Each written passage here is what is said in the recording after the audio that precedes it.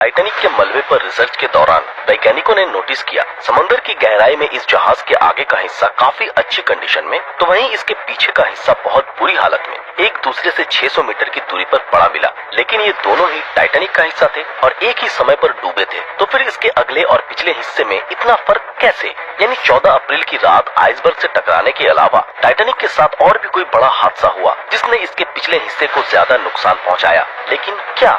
Titanic 10 अप्रैल 1912 को Southampton से New York की ओर रवाना हुआ और 14 अप्रैल की रात जब यह हादसे का शिकार हुई तब टाइटैनिक अटलांटिक महासागर के बीचों बीच अकेली मौजूद थी। इस पे 2240 लोग सवार थे, जिनमें से 1500 से भी ज्यादा लोगों ने अपनी जानें गंवाई। और कभी न डूबने वाला यह द अनसिंकेबल टाइटैनिक अटलांटिक महासागर के गहरे पानी में डूब गया। इस पूरे हादसे के आई विटनेसेस सिर्फ वो लोग थे जो लाइफ बोट पर सवार होने में कामयाब हुए, जिन्होंने टाइटैनिक के आइसबर्ग से टकराने से लेकर इसके डूबने तक की सारी घटनाएं अपनी आंखों से देखी।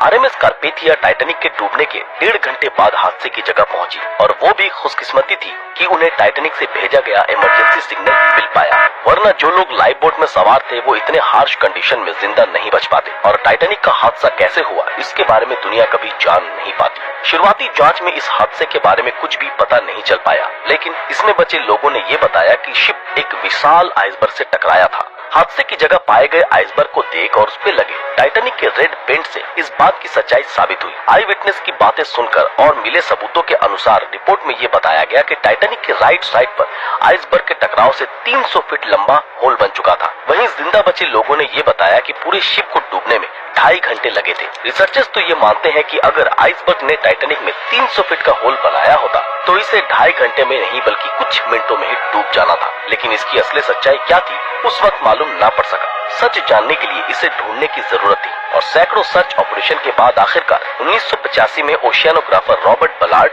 और उनकी टीम ने अटलांटिक महासागर के 3800 मीटर की गहराई में टाइटैनिक के मलबे को ढूंढ निकाला, जिसके बाद कई अभियान किए गए जिसमें आरओवीज ने टाइटैनिक शिपरेक की हजारों तस्वीरें खींची। हेनरी नार्जियोलेट नाम के ओशियन एक्सप्लोरर ने 37 बार टाइटैनिक के मलबे का दौरा किया, लेकिन उन्होंने एक बार भी टाइटैनिक के किसी भी हिस्से में 300 फीट लंबा होल नहीं देखा। पर टाइटैनिक की इस तस्वीर में दिख रहे 30 फीट के इस हिस्से से ये पता चलता है कि ये हिस्सा किसी चीज से टकराया था, जिसका कुल एरिया 11 स्क्वायर फीट था। कैलकुलेशन के मुताबिक इस छोटे हिस्से से सिर्फ 370 गैलन पानी हर सेकंड टाइटैनिक के अंदर भर सकता था, जिसका मतलब है कि इस स्पीड से पूरे शिप में पानी भरने में 2.5 घंटे लगते और चश्मदीद गवाहों के मुताबिक टाइटैनिक को डूबने में उतना ही समय लगा था, जिससे ये रहस्य सुलझ गई कि टाइटैनिक में 300 फीट लंबा नहीं बल्कि 30 फीट गहरा होल बना था। लेकिन ये अकेला रहस्य नहीं था, आगे और भी कई राजों से पर्दा उठना बाकी था। टाइटैनिक को लेकर रिसर्च कर रहे वैज्ञानिकों को ये नहीं समझ आ रहा था कि टाइटैनिक का बो यानी आगे का हिस्सा इसके पीछे के हिस्से यानी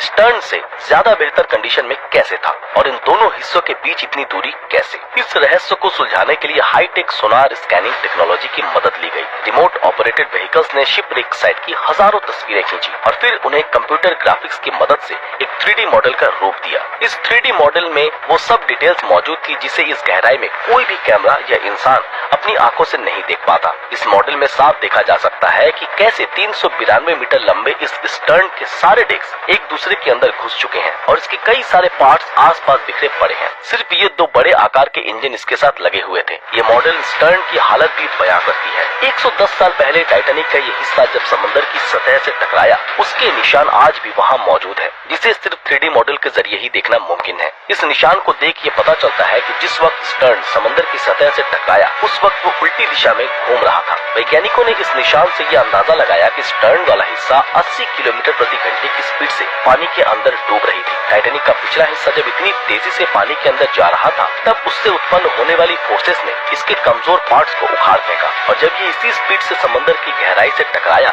तो इसके सारे डेक्स एक दूसरे के ऊपर धंस गए। वहीं दूसरी ओर टाइटैनिक के बो यानी सामने के हिस्से का डिजाइन हाइड्रोडायनामिक मतलब पानी को आसानी से चीर सकता था, ठीक वैसे जैसे कोई भी शिप तैरते हुए पानी को चीरकर अपना रास्ता बनाती है। और यही कारण था कि टाइटैनिक का वो हिस्सा स्टर्न के मुकाबले ना ही घूम रहा था और ना ही पानी का दबाव इस पर डायरेक्ट अपना प्रभाव डाल पा रही थी। 110 साल पहले डूबे इस बदकिस्मत जहाज से जुड़ी एक और रहस्य को सुलझा पाने में साइंटिस्ट कामयाब हुए। लेकिन एक सवाल अभी भी बाकी था, वो ये कि टाइटैनिक शिप किस समय दो हिस्सों में टूटकर अलग हुई। टाइटैनिक के दो हिस्सों में टूटने का प्रूफ आई विटनेसेस ने दी, और जैसा जेम्स कैमरन की बनाई मूवी टाइटैनिक में भी दिखाया गया कि टाइटैनिक डूबने से पहले ही दो हिस्सों में टूट चुकी थी। ये बात कई मायनों में सच तो है, पर ये असल सच्चाई नहीं। जब बो सेक्शन में पानी भरने लगा तो ये हिस्सा पानी के अंदर डूब गया, जिस कारण स्टर्न का पूरा वजन इसके सेंटर पॉइंट में पड़ा, और ये सेंटर पॉइंट इतना वजन नहीं झेल पाई और दो हिस्सों में टूट गया। पर सोनार स्कैनिंग से बनाए गए ये 3D मॉडल तो कुछ और ही बयां करता है।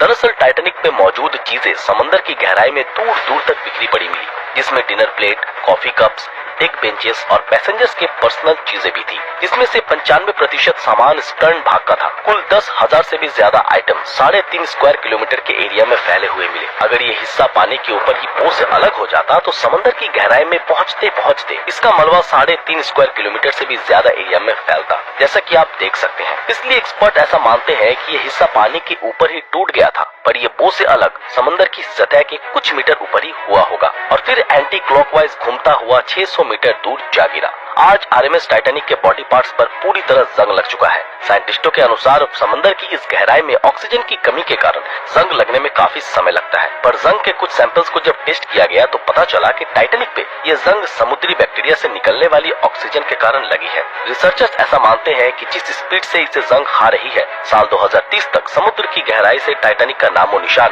हमेशा हमेशा के लिए मिट जाएगा।